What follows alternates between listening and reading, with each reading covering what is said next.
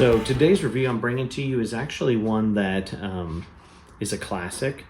It's definitely one that if you haven't seen it and you're a horror fan, I question your heart, man. I question your loyalty.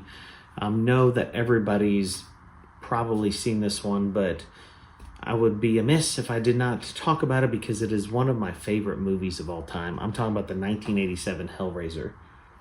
This is rated R, runs for an hour and 34 minutes, and again, it's one of my favorite films of all time.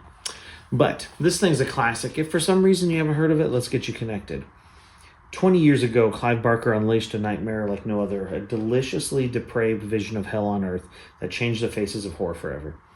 Andrew Robinson, Clare, Higgins, Ashley Laurence, and Doug Bradley as the iconic Pinhead star in this extreme saga of love after death, pleasure beyond pain, and an ancient puzzle box, and the legion of Cenobites that feed upon human suffering. Now, 2 decades later, it stands alone as a carnage classic whose power to shock and disturb remains undiminished.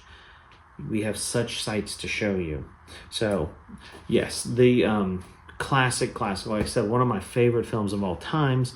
Of course, directed and written by Clive Barker, done tons and tons of movies. I mean, we could just literally just talk about Clive Barker all day because, you know, Nightbreed, Candyman, Midnight Meat Train. I mean, we could go on and on. Just the amount of movies he's written, directed, and came out with, just fascinating. This original does feature Andrew Robinson, who was actually in Star Trek Deep Space Nine. He was in Dirty Harry, also Child's Play 3. It took them, the thing about that most people love about this movie, of course, is the iconic Pinhead character who, funny enough, wasn't called Pinhead, you know, it just kind of came about. That's not what it's tagged in the credits. But it took them 6 hours to apply that makeup, which to me, man, just is intense that Doug Bradley's sitting there getting everything applied. And I think he learned how to do it, and by removing it and putting it on so much that I think even some releases show him as like a makeup assistant, you know, which is really funny to think about because of how much time and work it went into it. Now, despite some of the really crappy special effects at the very end of this film, where I think they ran out of budget and they just tried to piece together some animation stuff, and it doesn't work, but it's still... Sometimes that would ruin a movie for me. I mean, it's been done in the past where the ending is just a complete turd, but the ending is still good despite these special effects. This movie still stands the test of time, even being for 87. It's like a fine wine, man.